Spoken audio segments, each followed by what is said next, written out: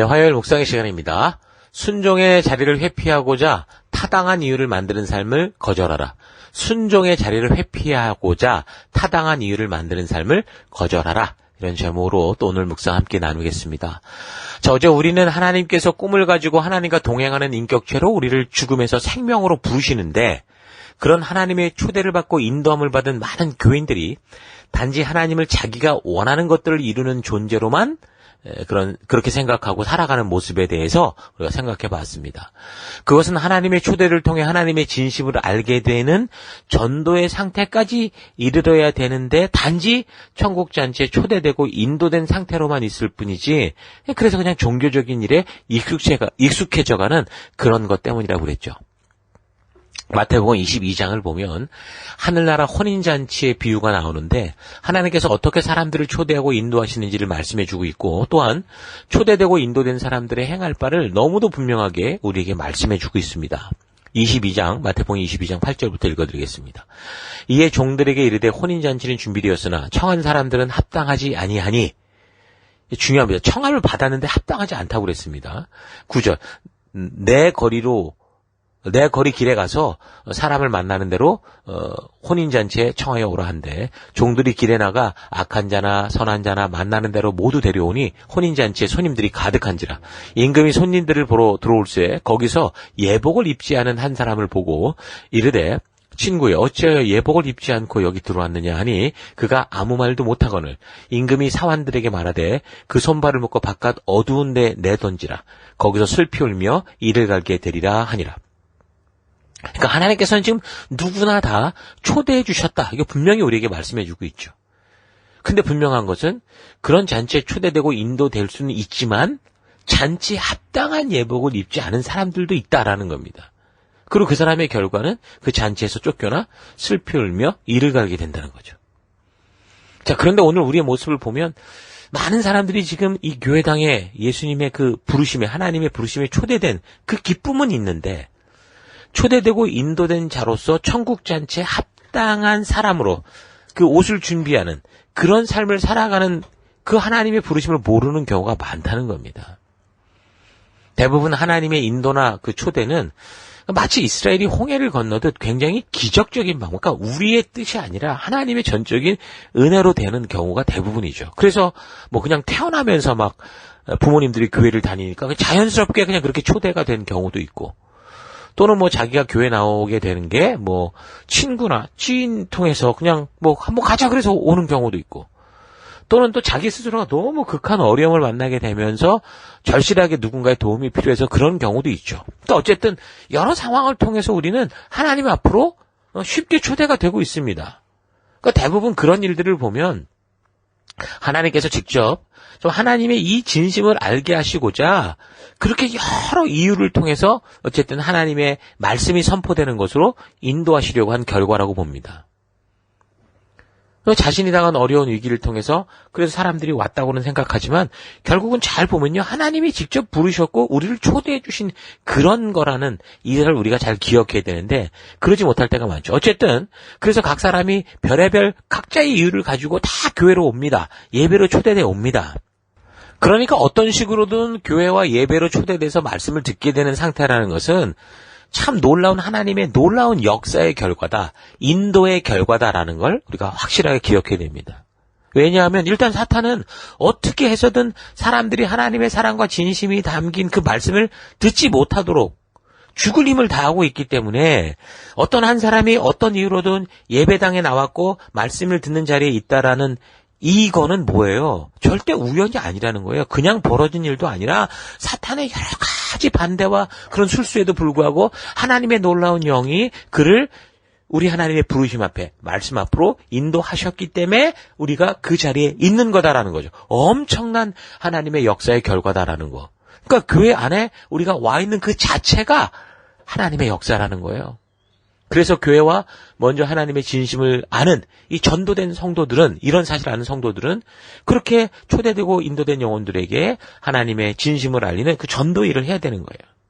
그 어쨌든 교회당으로 데리고 오고 말씀 있는 자리를 데려오고, 아니면 내가 그곳에서 말씀을 선포하게 되는 거죠.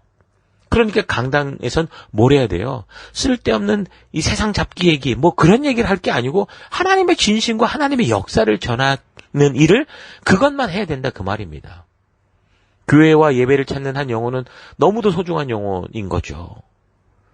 로마서 5장 8절 우리가 아직 죄인 되었을 때에 그러니까 우리가 죄인 되었을 때 다시 말하면 하나님의 존재를 알지 못할 그때 그리스도께서 우리를 위하여 죽으심으로 하나님께서 우리에게 대한 자기의 사랑을 확증하셨다. 그렇게 얘기를 합니다. 그러니까 하나님께서 예수 그리스도의 생명을 지불해서 초대하고 인도한 결과가 예배당에 있는 거고 말씀 앞에 있는 거예요. 저들이 그 말씀을 지금 어떻게 듣고 있느냐는 저들의 문제지. 저들이 뭐 듣기 좋은 얘기를 하려고 강대에서 딴소리를 할 게 아니라 저들이 초대받았다라는 것은 이미 하나님의 부르심 앞에 온 거고 하나님의 역사로 온 것이기 때문에 귀를 기울여야 되는 건 저들이라는 거죠. 그래서 처음 교회로 오는 사람만이 아니라 계속해서 교회와 예배에 나오는 이 한 영혼 한 사람 한 사람. 그러니까 지금도 보십시오. 다 교회를 다니면서도 안 나온 사람들 그게 그냥 그럴 수 있는 일이 아니라 사탄이 계속 이걸 원하기 때문에 그래요. 말씀을 안 듣는 장소로 자꾸 사람들을 빼돌리려고 하기 때문에 생기는 결과가 예배 앞에 말씀 앞에 나오지 못하는 거죠. 그러니까 그렇게 보면 이런 말씀을 듣는 여러분 한 사람 한 사람 또한 하나님께서 지금 열심을 가지고 진심을 알리고자 애쓰기 때문에 이런 예배 가운데 말씀 가운데 있는 거예요.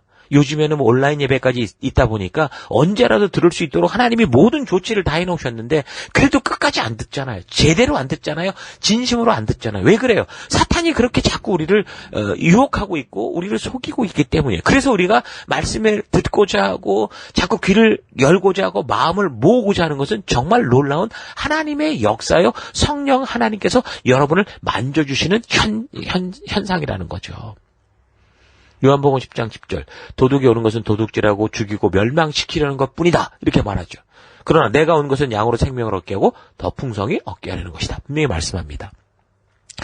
그러니까 사탄은 나를 어떻게 해서든 하나님께로부터 말씀으로부터 멀리 떨어뜨리고 하나님의 진심이 담긴 이 말씀을 듣지 못하게 해서 또 들어도 오해하게 해서 멀리하게 하고 결국에는 우리 영혼을 죽이고 멸망시키려는 게 목적입니다. 그런데 내가 예배의 자리에 말씀의 자리에 있고 지금 하나님의 그 말씀을 듣고 있다는 건 뭐예요? 우리 예수님께서 성실하게 우리를 어떤 식으로든 설득해서 성령 하나님께서 결국에는 우리의 마음을 만져주시고 설득하시고 인도하신 결과다. 초대받은 결과다라는 거 확실한 거죠. 하나님의 진심을 알게 하고자 하는 것이 초대와 인도의 이유이기 때문에 이렇게 나를 부르신 하나님의 그 진심을 믿고 그래서 하나님의 마음과 뜻이 담긴 이 성경을 통해 역사를 통해 하나님의 진실한 뜻을 알고 내 마음에 되새기는 것이 바로 새 언약의 성취였잖아요. 진정으로 하나님께 전도된 그런 백성들의 모습이었습니다. 새 언약의 성취였습니다. 예레미야 31장 31절 뭐라고 말합니까?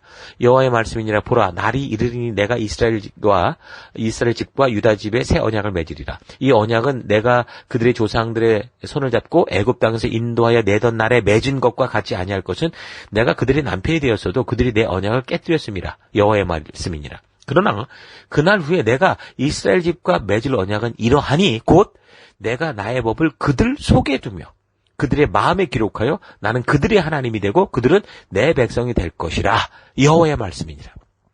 그러니까 결국 교회에 나오게 되는 모든 성도들은 이런 하나님의 진심을 아는 그런 단계로까지 반드시 나아가는 게 결국 뭐라는 거예요? 천국 잔치에 합당한 옷을 준비하는 거고 그 초대와 인도의 축복을 누리는 전도자의 삶, 그 기쁨의 기쁨을 감출 수 없어 전하고 외치는 빛과 소금된 삶을 살게 된다라는 거죠. 그런 하나님의 진지한 부르심을 믿지 않는 자들은 하나님의 뜻을 왜곡하지 않고 자기 생각대로 하나님을 만드는 그런 우상숭배에 빠지지 않습니다. 하나님의 부르심을 말고 그 의도를 아는 사람들은 그렇게 되는 거죠. 하나님의 진심을 알기 때문에 다른 사람들을 뭐 흉내내거나 뭐 교회에서 행하는 모든 일에 아무 생각과 마음도 없이 한편으로는 종교적인 거 내가 이거 안 하면 혹시 저주받을까 내가 하는 일들이 잘 안 될까 싶어가지고 하는 그런 먼키도 하는 그런 행동하지 않습니다.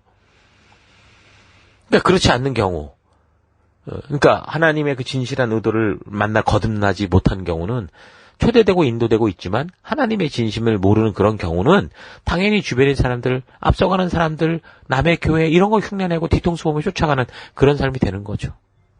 아프리카 남부지방에는 스프링복이라는 그 산양이 살고 있습니다. 이들은 몇 마리씩 살다가 개체수 보호를 위해서 점차 이제 늘려서 수백 마리씩 떼를 지어 살게 되는데, 그런데 이제 커다란 무리를 형성하게 되면 자신들도 모르는 위기에 봉착을 해서 결국 자연사하는 그런 경우도 막 생긴다고 합니다. 그러니까 뒤에 쫓아가는 양일수록 어때요? 먹을 풀이 부족하잖아요. 앞으로 쭉 나가는데 앞에가 다 먹고 가니까. 그러니까 본능적으로 자꾸 앞으로 밀고 나가려고 이제 그렇게 하게 되는 거죠. 그러다가 한 마리가 그 앞에 풀 먹겠다고 앞으로 훅 달려 뛰어나가다 보면, 정신없이 뛰다 보면 뭐 너도 나도 없이 뒤에 있는 양들이 또 쫓아가게 되겠죠. 그러니까 이제 막 이게 점점 한 마리, 두세 마리, 한 10마리, 100마리 뛰다가 막 그냥 전체가 다 달려나가는 겁니다. 지금 어디로 뛰는지 왜 뛰는지도 모른 채 멈추지도 못하는 그런 다른 박질이 시작되는 거죠. 그럼 이 광란의 질주가 언제 멈추냐? 안타깝게도 벼랑 끝에 다다랐을 때라는 겁니다. 그런데 뭐예요? 이미 서로 막 앞서가겠다고 달리던 이 속도에 의해서 때가 늦은 거죠. 그래서 속도를 이해하지 못해서 거의 뭐 90% 가까이 벼랑 아래로 떨어져 죽는다고 그러더라고요. 그리고 살아남은 사냥들은 또 다시 흩어져 살다가 또 다시 그런 일을 반복하는, 어리석음을 반복하는 거예요. 굳이 뛰지 않고 천천히 풀을 뜯어 먹어도 되고 어디로 가는지도 모르고 무작정 남의 뒤를 뛰지 않아도 될 텐데 참으로 답답한 일들이 많이 반복되는 거죠. 인간의 삶도 그럴 때 있지 않습니까? 뭔가 사람들이 우르르 달려가면 자기도 모르니까 막 뭐 쫓아가는 거 무조건 쫓아가서 거기 가서 찾아서 무슨 일을 합니까? 이런 일들이 많죠. 그 예전에 사도 바울을 죽이고자 하는 그런 군중들의 무리 속에서도 이런 일들이 얼마나 많았습니까? 그러니까 이런 일들이 동물만이 아니라 인간에게도 많다라는 거예요. 그러니까 지금 우리가 볼 때도 천국잔치에 인도되고 초대돼가지고 많은 사람들이 우르르 왔는데, 그 말씀을 통해서 하나님이 진심을 아는 그런 전도된 상태, 하나님의 뜻을 알고 존재의 이유를 아는 상태로 나아가는 그런 삶을 살지 못하는 경우는 이 스프링복과 똑같은 삶을 사는 거죠. 마태복음 22장에서 예수님께서 말씀해 주신 예복을 준비하지 못해서 결국 천국잔치에서 쫓겨나고 슬피며 이를 가는 삶이 되는 겁니다. 그러니까 성경을 읽게 되든 듣게 되든 하나님의 말씀을 접하게 될 때 하나님의 우리를 초대하고 인도하고 말씀하시고자 하는 하나님의 진심에는 관심이 없고 그저 목사가 말하는 대로, 또 그냥 어떤 사람들이 말하는 대로 성경적 확인도 없이 따라하고 주변의 성도들이 행하는 대로 왜 그렇게 해야 되는지조차 모른 채 그렇게 막 무조건 땀 흘리고 지극정성 바치고 그런 식으로 앞사람 뒤통수만 살다 가다 보니까 결국 어때요? 한 무리로 모여서 교회에서의 삶을 살아간다고 해도 스프링복의 경우처럼 극단적인 그런 그 신앙의 위기를 만나게 되는 거예요. 열심히 막 무리로 막 공동체로 모여서 신앙생활을 하는 것처럼 보이지만 결국에는 하나님이 부르신 사명으로의 길이 아니라, 사명의 길을 걷는 게 아니라 주변의 분위기에 떠밀려서, 그러니까 당연히 참된 믿음으로 순종해야 되는 그때 어떻게 되는 거예요? 이런저런 이유로 하나님의 진실한 부르심을 외면하고 자꾸 자기 편한 일로 자꾸 빠지는 거예요. 그냥 뒤통수만 쫓아갈게요. 리더는 어려워요. 힘들어요. 사람 챙기는 거 힘들어요. 아니, 우리를 그곳으로 부르셨는데 그게 싫다면 어떡하자는 겁니까? 그렇게 자꾸 그런 식으로 자기 합리화에 빠져버리게 되는 거죠. 이런 상황에 대해서 마태복음 22장과 같은 이야기를 전하는 누가복음 14장에서 이렇게 말합니다. 누가복음 14장 16절, 이르시되 어떤 사람이 큰 잔치를 베풀고 많은 사람을 청하였더니 잔치할 시에 그 청하였던 자들에게 종을 보내어 이르되 오소서 모든 것이 준비되었나이다 하매 다 일치하게 사양하여 한 사람은 이르되 나는 밭을 샀음에 아무래도 나가보아야 하겠으니 청컨대 나를 양해하도록 하라 하고, 또 한 사람은 이르되 나는 소 5겨리를 샀음에 시험하러 가니 청컨대 나를 양해하도록 하라 하고, 또 한 사람은 이르되 나는 장가 들었으니 그러므로 가지 못하겠노라 하는지라. 그러니까 지금 하나님이 어떤 분이시고 내가 왜 하나님께 초대되었는지를 모르고 오해하고 있으니까 열심은 분명히 있는 것 같고 같이 모여 있는 것 같은데 정작 하나님께서 우리를 초대하고 인도한 목적대로 가려고 할 때는 어떻게 되는 거예요? 자기 만족과 유익을 위해서 하나님의 그 진실한 부르심을 거절하고 거부하고 외면하고 그 핑계와 변명을 창작하는 그런 삶을 살면서 그 부르심 앞에 순종하려고 하는 게 아니라 그 하나님께 모든 걸 책임을 떠맡기고 난 이렇게 신앙생활 하려고 한 게 아니에요. 이런 식이 됐는데 이거 도대체 신앙이 맞습니까? 그러면? 정말 성경이 찾는, 하나님이 찾으시는 그 사람이 맞냐는 거죠. 아니라는 겁니다. 교회와 예배에 초대되고 인도된 상태에서 하나님의 말씀을 듣고 묵상하며 하나님의 진심을 만난 전도인으로 거듭나지 못하고 성경 말씀을 듣고 묵상하는 일을 소홀히 하고 생명을 낳는 생명을 책임져가는 그런 부르심에 자꾸 소홀해가고 자기 생각대로의 하나님을 만들어가는 사람들은 삶의 모든 선택의 기준이 하나님의 진실한 뜻이 아니라 결국 자기가 보고 느끼고 나 편한 거, 나의 만족과 유익을 위한 것에 치중하게 되죠. 근데 그걸 양심이 느끼니까 그거를 자꾸 아니라고 변명하기 위해서 자꾸 이런저런 핑계를 만들어서 결국에는 함께하는 사람들로 하여금 너무 그냥 지치고 힘들게 만드는 그런 일들이 생깁니다. 그렇게 삶의 기준이 느낌과 감정, 이 세상의 유행으로 가면 교회에서 맡겨진 일을 해도 하나님이 우리에게 이 일을 맡겨주신 그 의도를 모르기 때문에 당연히 사탄이 방해하는 그런 유혹에 빠지게 되고 그런 저항을 만나면 그 일을 하는 사람들 현장에 핑계대고 또는 그 부정적인 사람들에게 확 쓸려가는 그런 일들이 생기게 되죠. 하나님의 진심을 알고 맡겨주신 사명을 감당해 나가고자 하는 사람들이 모이면 함께 우리 예수님께서 주신 최고의 이 계명과 최고의 명령을 따라 순종하려고 하는 일에 어떻게 해서든 아이디어를 모으고 힘을 모으고 그래서 어떤 상황과 환경을 만나도 그 주어진 현실 속에서 어떻게 우리가 하나님의 뜻을 이루어갈까 이거를 생각하게 되죠. 그래서 그 어떤 상황과 환경을 만나도 나의 기질과 성격이 어떠하든 간에 어떻게 하는 거예요. 주신 사명이 이거니까 순종하며 하나님께 지혜를 구하는 삶을 살아갈 수 있습니다.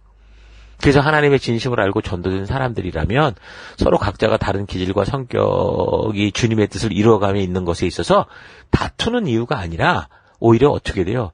우리가 서로 다르니까 더 하나가 돼서 함께 협력을 이루며 주의 뜻을 이루어가는 그런 한 공동체가 되는 거죠. 다르니까 틀렸다고 생각하거나 다르다는 것 때문에 불편하고 스트레스를 받고 자꾸 비난하는 게 아니라 다르기 때문에 우리 모두가 정말 서로에게 필요한 존재라는 걸 알고 함께 하나 되는 그런 일로 바르게 나아가게 됩니다. 여러분 한 대 우리가 뭐 자동차, 비행기는 요즘 뭐 수없이 많은데 이 한 대의 자동차, 똥차처럼 보여도요. 그게 바르게 굴러가려면 적어도 2, 3만 개의 그런 다른 부품들이 다 뭉쳐서 바르게 작동을 해야 굴러갈 수 있는 겁니다. 하늘을 나는 비행기 같은 경우는 대략 200만 개의 부품이 필요해야 돼요. 그러니까 자동차가 굴러가기 위해 단지 둥그런 바퀴만 있으면 되는 게 아니고 거대한 비행기가 하늘을 날기 위해 그냥 큰 날개만 있으면 되는 게 아니라는 거예요. 서로 다른 부품들이 함께 하나가 돼야 그리고 자기 역할을 해야 제대로 된 자동차가 되고 안전한 비행기가 되듯이 똑같아요. 하나님의 진실한 뜻을 알고 하나님의 진심을 만나 전도된 성도들은 각자의 기질과 성격을 가진 모두 다른 우리의 지체들이 건강한 공동체를 위해 서로가 꼭 필요한 존재라는 걸 알죠. 그래서 우리가 함께 서로를 깎고 다듬으며 어떻게 하는 거예요? 하나 되는 그런 일에 집중하게 되는 겁니다. 자, 이런 사실 잊지 마시고 단지 우리가 교회당에 뭐 천국잔치에 초대됐다, 인도됐다라는 것 그런 기쁨에만 머물러서 하나님이 우리를 영원한 죽음으로부터 구원하여 당신의 동행자 삼으신 진정한 그 하나님의 의도를 우리가 잊지 말고 성도로 부름받은 그 자리에서 하나님의 뜻을 알고 하나님과 진심이 통할 수 있는 그런 믿음의 자리로 나아가는 여러분 되기를 바랍니다. 자, 오늘 하루 나는 하나님께서 이렇게 매주마다 하나님의 진심을 보여주시는 예배와 말씀의 자리를 초대해 주시는 참된 의미를 이 놀라운 기적을 바르게 알고 있는지 아니면 단지 종교적일을 반복적으로 참석하고 하나님께서 주신 사명의 자리에 서 있는데도 늘 버거워하고 늘 이걸 하지 못할 이유와 변명들을 찾고 그래서 함께 가는 모든 공동체를 어렵게 하고 늘 다른 일에 바쁘다. 그래서 속으로 생각하면서 살고 있지는 않은가 좀 깊이 생각해 봅시다. 매일 또는 매주일마다 내가 예배와 말씀의 자리에 가야 한다는 것을 부담으로 느끼고 있는 것은 우리 삼위일체 하나님께서 열심히 여러분들을 부르고 초대하시고 인도하시는 그 결과인 거예요. 그런데 어떤 사람들에게는 하나님의 말씀을 듣는 주일의 예배가 그냥 시간 날 때 할 수 있는 어떤 종교적인 일인 경우가 있죠. 그런 사람들은 정말 어쩔 수 없는 경우가 아니라 뭔가 다른 일이 생겨버리면 아무런 고민 없이 예배를 외면하고 기꺼이 그냥 다른 곳으로 가버립니다. 하나님의 초대와 인도를 받아 나아가는 말씀이 있는 예배는 항상 삶의 2순위로 밀려 있어서 시간 날 때, 별일 없을 때 나오기 때문에 뭐 조금 피곤하거나 늦잠을 자서 예배 시간에 애매하거나 심지어 그냥 주일에 그냥 마음이 내키지 않는다 이런 이유로 그냥 아주 쉽게 예배와 말씀을 외면하고 마는 경우가 많죠. 이게 뭐예요 결국? 하나님의 초대를 거절하는 거죠. 이런 모습은 안타깝지만 하나님의 절실한 인도와 초대를 거절하고 사탄의 유혹을 기꺼이 받아들이는 그런 모습인 겁니다. 하나님의 초대와 인도가 있을 때 밭을 뭐 사서 나가봐야 되고 뭐 소 사서 거기 가야 봐야 되고 장가 가서 뭐 못 가고 일이 바빠 못 가고 기분 나쁘고 뭐 피곤해서 못 간다 라고 떠오르는 이런 생각들을 거절하는 그런 삶을 살아야 됩니다. 그러니까 하나님의 부르심에 순종하고 이런 거짓된 생각을 거절하는 삶을 살아야 되는 거예요. 이런 하나님의 진심을 만나는 주일의 예배와 셀 모임은 시간이 날 때만 갈 수 있는 게 아니라 시간을 만들어서 함께 모이고 함께 말씀을 나누는 그런 곳이 되어야 되는 거예요. 하나님의 부르심을 듣고 그 부르신 곳으로 모이고 그 부르신 곳에서 무엇보다 성경을 통해 하나님이 나를 초대하신 그 진정한 진심을 아는 하나님의 그 의도를 아는 전도의 자리로 나아가야 되는 거죠. 그래서 그 말씀 안에서 어떻게 해요? 우리 자신의 정체성을 바르게 알고 또 부름받은 성도로서 걸어가야 되는 이 신앙 여정의 전체를 바르게 알고 달려나간다면 삶의 우선순위가 바르게 잡혀서 많은 사람들이 다른 곳으로 몰려간다고 해도 그 길로 분위기에 휩쓸려가지 않을 것이고 자기의 느낌에 맞고 쉬운 길이라고 해서 그 길을 무조건 따라 걷는 것도 않을 것이고 또한 내가 순종해야 될 때 하나님께 그냥 다 맡겨버리는 그런 이상한 삶이 아니라 이상한 신앙이 아니라 오직 우리 하나님께서 부르신 그 부름, 그 말씀, 그 사명에 합당한 온전한 순종의 삶을 살게 될 겁니다. 골리앗을 보며 뒤로 숨고 핑계와 변명을 만들 인생이 아니라 하나님의 약속을 믿고 알기에 그 말씀대로 여호와의 이름으로 나아가서 다윗과 같이 그 골리앗을 무너뜨리는 존재가 될 수 있는 거죠. 그런 여러분 되기를 바랍니다. 그런 다윗과 같은 믿음의 거장들 될 수 있기를 주 여러분으로 축원합니다. 오늘 하루도 힘내십시오. 잠시 기도하겠습니다. 하나님께서 예수님의 생명을 십자가의 제물로 대속하시고 성령 하나님께서 날마다 각 사람과 동행함으로 우리로 하여금 하나님의 진실한 뜻을 알고 이 땅에서 빛과 소금 된 왕 같은 제사장으로 부르셨는데 그 초대와 인도를 받으면서도 날마다 늘 바쁜 인생, 생존을 위한 쉼을 위한 인생을 핑계로 외면하고 살아왔던 것을 회개합니다. 내가 어떤 이유로든 교회에 나가 예배 자리에 나아가는 것은 단지 나의 의지를 넘어선 우리 하나님의 열심을 다한 초대와 인도의 결과, 성령 하나님의 역사라는 거 잊지 않고 내가 예배 자리에 있다는 것이 얼마나 놀랍고 축복된 일인지를 먼저 아는 우리가 되기 원합니다. 이렇게 인터넷을 통해서라도 내가 다른 것을 찾지 않고 말씀을 찾고 듣고 있는 이 마음을 기뻐하시고 이런 자리로 나를 초대하고 인도하는 하나님의 그 큰 음성을 잊지 않고 날마다 하나님의 말씀을 통해 우리 하나님의 진심을 더욱 바르게 알아가고 그 진정한 뜻을 만나는 그런 삶 살길 원합니다. 그래서 하나님은 순종의 자를 회피하고자 이상하게 자꾸 이유를 만들어내는 인생이 아니라 순종하고자 지혜를 구하는 그런 우리가 되길 원합니다. 그런 하루가 되길 원합니다. 그런 내가 되길 원합니다. 그걸 인도하신 하나님 감사드리고 예수님 이름으로 기도했습니다. 아멘.